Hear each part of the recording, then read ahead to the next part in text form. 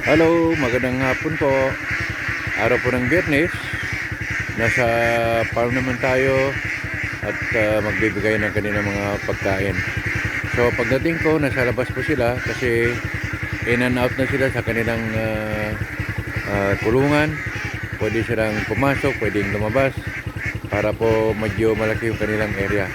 So pagdating ko, narinig pa lang yung andar ng aking sinasakyan na motor na maghatid na ito po siya. Yan yung mga pagkain nila. Ayan yung tinakpang ko na yan.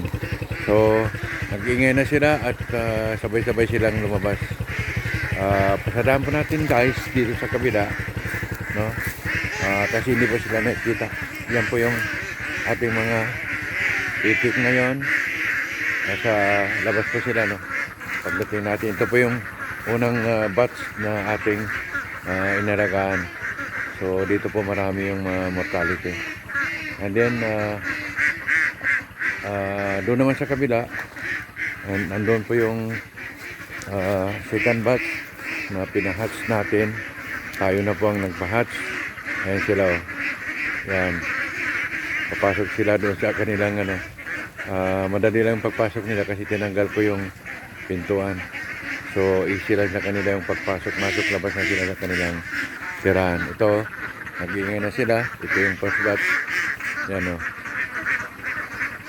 Medyo nakikita niyo may screen kasi na nasa labas po ako ng kanilang kulungan. Nasa bakod ako nitong kanilang kulungan.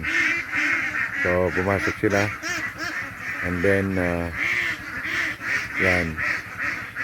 Kasi alam na naubos yung tubig, oh. So dito, medyo na rito. Balik po tayo sa ating sinasakyan. Ayan, lumabas sila, oh.